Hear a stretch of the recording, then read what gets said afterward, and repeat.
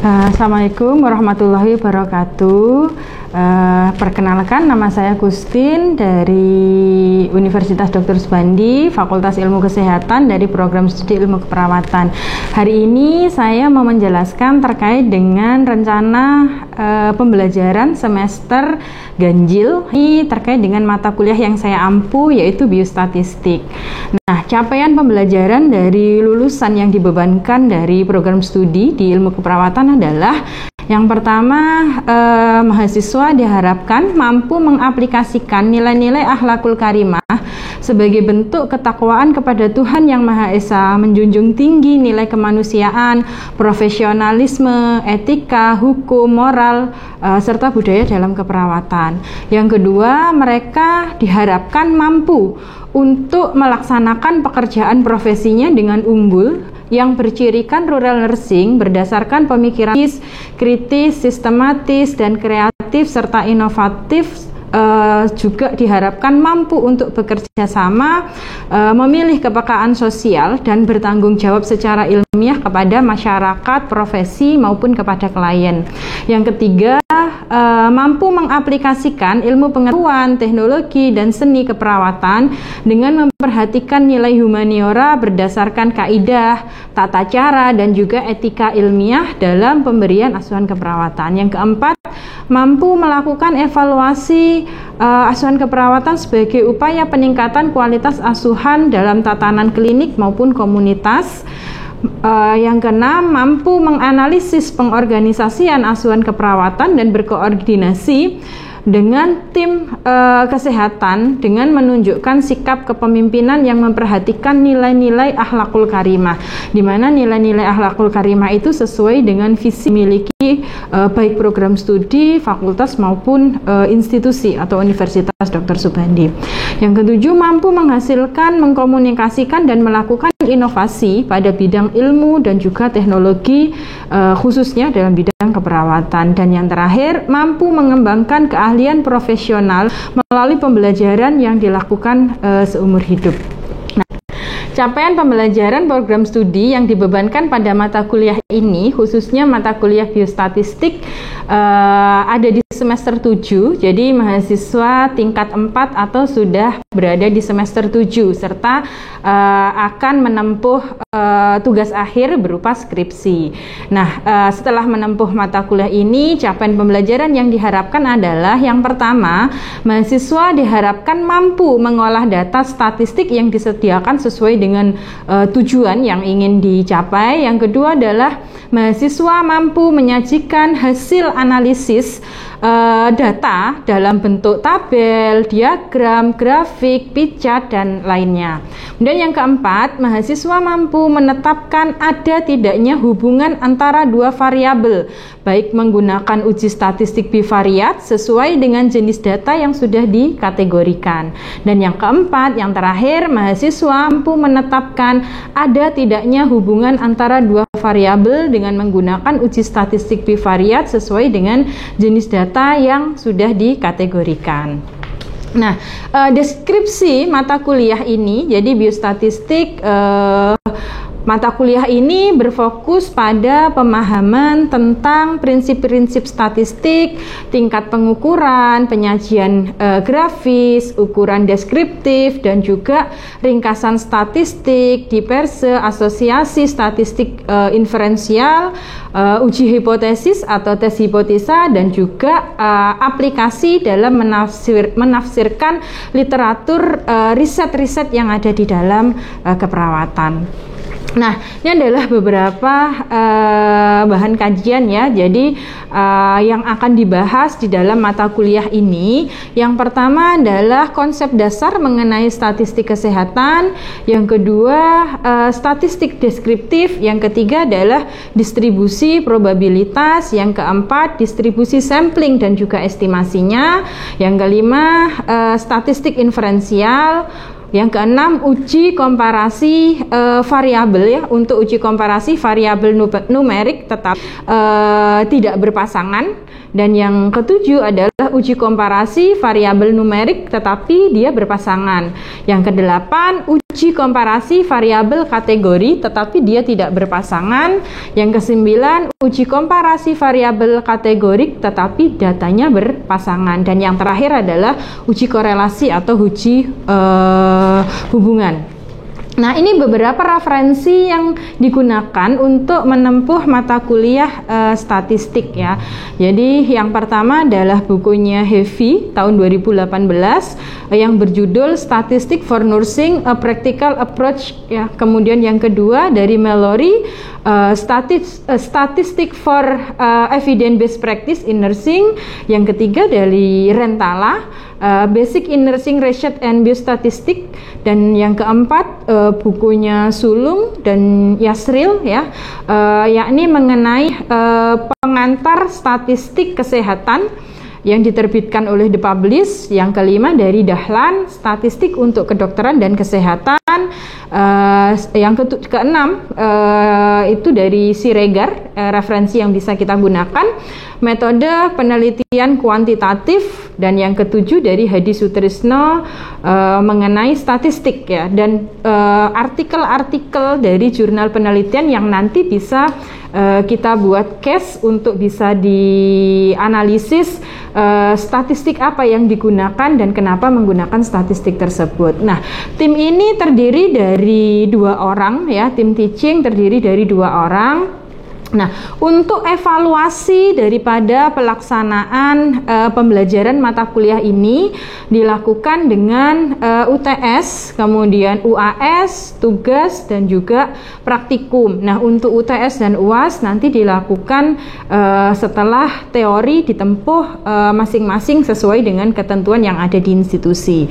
Kemudian penugasan bisa dalam bentuk tugas kelompok, bisa juga dalam bentuk tugas individu. Dan yang terakhir adalah praktikum. Nah, praktikum ini nanti dievaluasi dengan menggunakan ujian praktikum atau yang berlaku di institusi.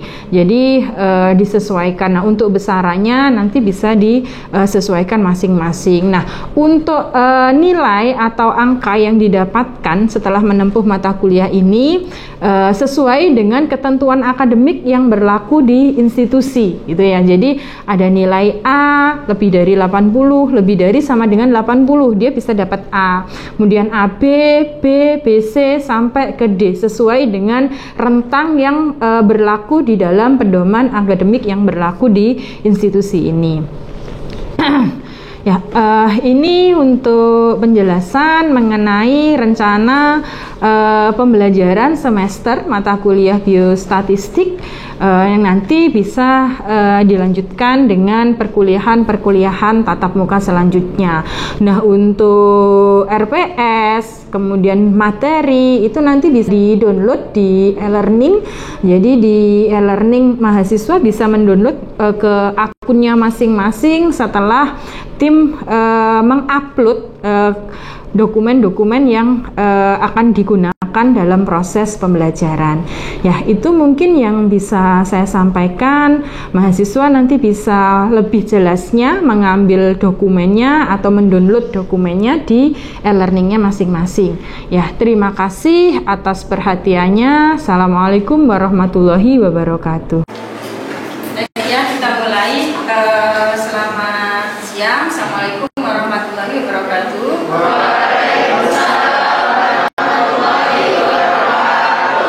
Terima kasih atas waktu dan kehadirannya. Hari ini kita lanjutkan untuk perkuliahan ya biostatistik mengenai data dan juga jenis data. Jadi kalau kemarin sudah kita bahas mengenai konsep tentang statistik dalam penelitian kesehatan, maka ketika kita melakukan suatu penelitian maka akan ada data yang akan dilakukan pengolahan untuk bisa dianalisis. Nah, apa sih yang dimaksud dengan data dan jenis data di dalam suatu statistik ya, yang ini bisa digunakan dalam proses penelitian. Jadi kalau kita lihat data, definisinya adalah bahan mentah yang perlu diolah sehingga dia menghasilkan sebuah informasi. Jadi kuncinya dari sini ada informasi atau keterangan, baik itu berupa kualitatif. Kalau kualitatif itu adalah pernyataan ya. Jadi misalnya mengatakan cantik, nah itu adalah kualitatif maupun kuantitatif. Lah kalau kuantitatif ini adalah menunjukkan adanya angka atau berupa nominal. Nah, baik kualitatif maupun kuantitatif ini nanti akan menghasilkan atau menunjukkan sebuah fakta. Nah, kalau kita lihat jenis data ada dua, ada data kualitatif, ada data kuantitatif tadi. Ya, kalau kualitatif itu berhubungan dengan kategori. Misalnya kita menyampaikan, wah si A itu cantik, oh misalkan si cowoknya ganteng atau tampan. Nah, ini kualitatif, pengukurannya adalah tidak bisa dengan angka atau nominal, tetapi dengan sebuah kategori. Cantik, kemudian tampan, ini adalah sebuah kategori. Nah, baru kalau data kuantitatif itu adalah data yang berwujud angka. Misalnya indeks prestasi mahasiswa 3,9. Nah, ini 3,9 ini adalah data kuantitatif yang didapatkan dari sebuah riset. Ada dua tadi, ada data kategori atau kualitatif dan ada data kuantitatif. Nah, baik data kalau data kuantitatif dia ada discrete dan juga ada continue. Misalnya adalah kalau data kualitatif kalau berupa kategori ya, misalnya partai, nama partai yang kita pilih, pekerjaan kita, kemudian pendidikan kita, itu adalah berupa kategori. Kemudian kalau data kuantitatif atau numerikal itu bisa berupa data discrete dan juga data continue. Kalau data discrete itu misalnya jumlah pemilihnya ada berapa, jumlah keluarganya ada berapa. Nah, kalau continuous itu misalnya usia, kemudian berat badan, waktu berapa lama misalnya prosesnya, itu adalah data kuantitatif secara kontinu. Kan dalam bentuk kata atau kategori, bisa juga berupa gambar gitu ya. Jadi keterangan-keterangan itu juga masuk di dalamnya. Nah, kalau data kuantitatif dia berupa angka, nanti dilakukan scoring. Biasanya pernah kan ngisi kuesioner ya. Nah, itu nanti akan ada scoringnya kan. Nah, itu adalah masuk data kuantitatif. Nah, ini nanti yang akan kita olah. Nanti di materi selanjutnya ada pengolahan data terkait dari hasil penelitian. Kuantitatif tadi dibagi menjadi dua, ada discrete, ada continue. Nah, kalau data nominal itu adalah data yang hanya dapat digolongkan secara terpisah, secara discrete atau kategori. Nah, data ini bisa diperoleh dari hasil penghitung. Misalnya, kita mau menghitung suatu kelas, setelah dihitung ada 50 mahasiswa. Nah, dari 50 mahasiswa ini terdiri dari 30 mahasiswa cowok, 20 cewek. Nah, dalam suatu kelompok terdapat 1000 orang suku Jawa. Nah, dari 1000 itu misalnya 500-nya orang Sunda, 500-nya orang apa dan seterusnya. Nah, ini yang dengan data nominal tapi bentuknya adalah discrete. Tadi itu diperoleh dari mana atau sumbernya diperoleh dari mana? Nah, ini ada dua, ada secara primer, ada secara sekunder. Kalau secara primer berarti data diperoleh secara langsung. Ya, jadi data collection. Contohnya adalah ketika kita melakukan sebuah penelitian dengan observasi, kemudian misalnya observasi perawat kepada pasiennya. Nah, data hasil observasi ini adalah data primer. Kemudian melakukan survei. Nah, dengar kata survei ya. Nah, survei penduduk. Nah, itu adalah data primer, data yang diperoleh secara langsung atau collection. Atau misalnya kita melakukan eksperimen di laboratorium. Ya, kemudian data hasil eksperimen ini, hasil pemeriksaan ini adalah data primer atau data collection. Nah, yang kedua itu adalah data sekunder atau data kompilasi. Data sekunder atau data kompilasi ini data yang diperoleh sudah dari atau dia sudah berupa data olahan atau mateng ya. Jadi misalkan data yang tersimpan dalam suatu institusi. Misalnya di rumah sakit, angka kunjungan, jumlah pasien, itu adalah data sekunder. Kalau kita mau melakukan pemeriksaan penelitian di rumah sakit, kemudian datanya sudah ada Bu di rumah sakit, misalnya jumlah penderita diabetes ada sekian, jumlah penderita jantung yang mau diteliti ada sekian, itu adalah data sekunder, data yang diperoleh dari kompilasi. Misalnya menggunakan data BPS, itu juga data sekunder. Jadi kita mengambil data tapi sudah dilakukan pengolahan oleh pihak lain. Nah, data yang sudah diolah itu yang kita ambil, maka dinamakan dengan data sekunder atau data kompilasi. Bagaimana cara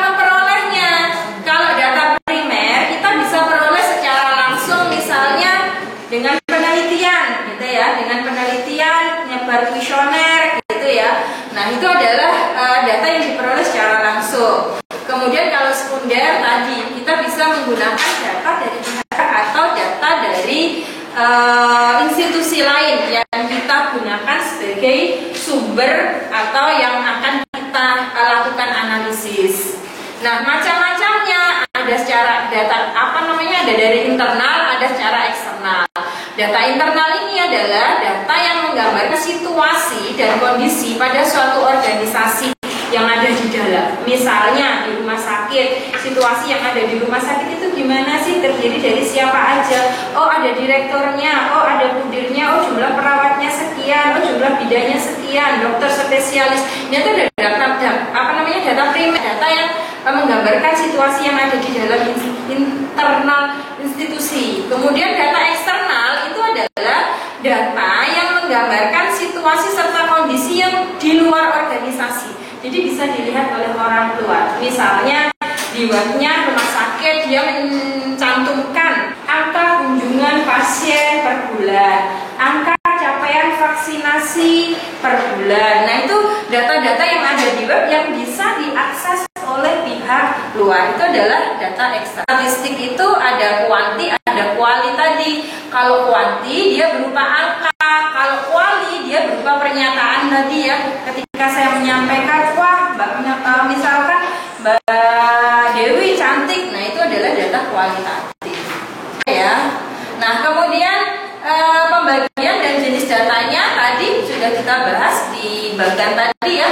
Ada discrete, ada continue. Kalau discrete itu nilainya adalah bilangan asli, tapi kalau continue data yang nilainya ada pada suatu interval. Nah, nanti kita lihat skala data. Nah, nanti di slide selanjutnya ada pembahasan mengenai ini adalah skala data. Nah, kemudian kalau kita lihat dari jenis perolehan ya, waktunya kapan data itu diperoleh, maka ada data cross-sectional, ada data time series atau data berkala. Kalau dalam sebuah penelitian, kalau misalkan datanya itu penelitiannya dilakukan sekarang, datanya dapatnya juga sekarang. Ya, saya nyebar kuesioner gitu ya, kemudian datanya saya dapatkan data sekarang juga, maka ini dinamakan dengan cross-sectional. Nah, kalau time series atau berkala itu adalah data yang datanya menggambarkan sesuatu dari waktu ke waktu atau mungkin ada periodenya. Misalnya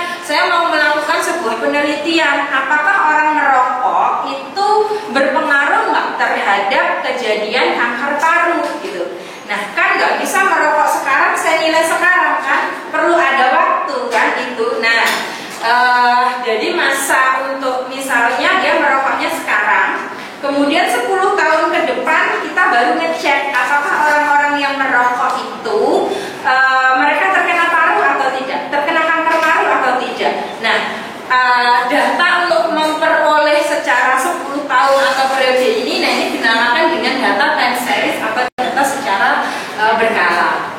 Nah, di dalam sebuah penelitian selain ada data yang akan kita analisis, yang akan kita olah, nah data itu bisa diperoleh atau didapatkan dengan namanya variabel. Nah, dalam sebuah penelitian pasti ada variabelnya, baik itu penelitian kuantitatif ataupun kualitatif. Seperti yang kita bahas kemarin ya, kalau kualitatif berarti dia tidak perlu analisis data secara statistik ini. Tapi kalau penelitian kita kuantitatif, maka dilakukan analisis secara statistik.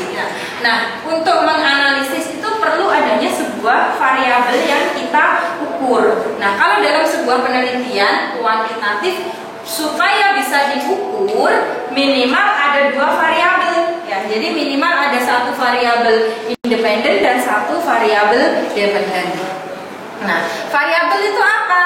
Sesuatu yang bervariasi pada beberapa subjek. Dia bisa berupa barang, dia bisa berupa orang, atau dia bisa juga berupa sebuah kasus atau case ya.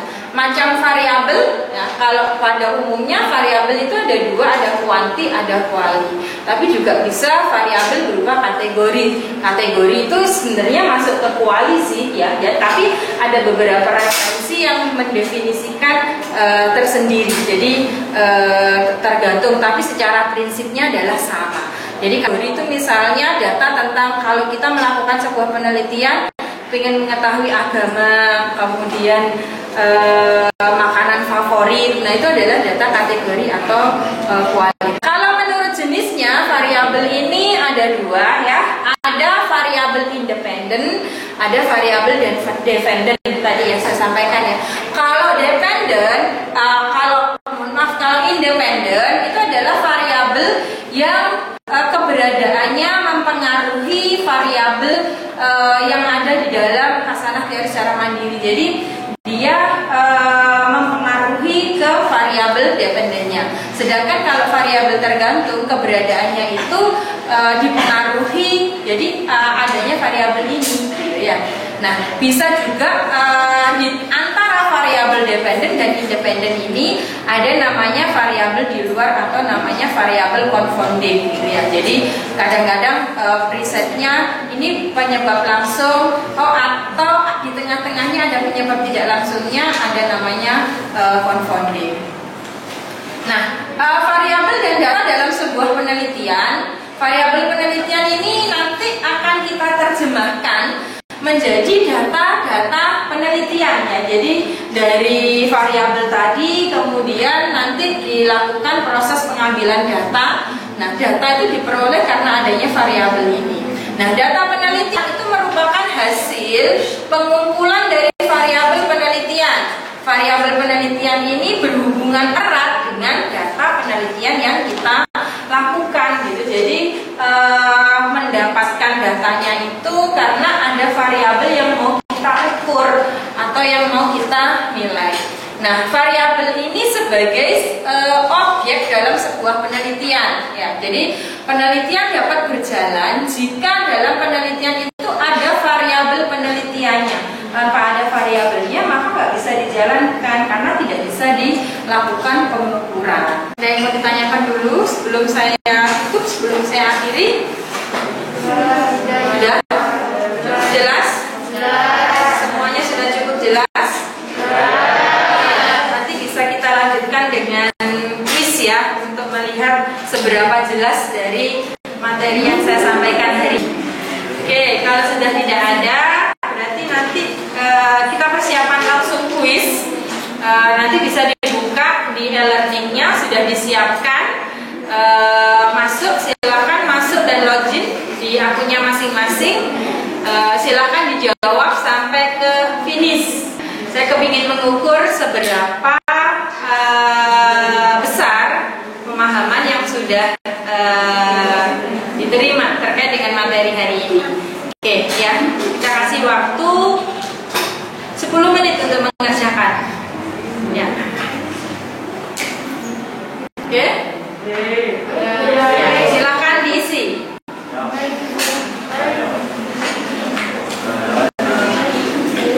Hasil kuisnya ya di e-learningnya masing-masing.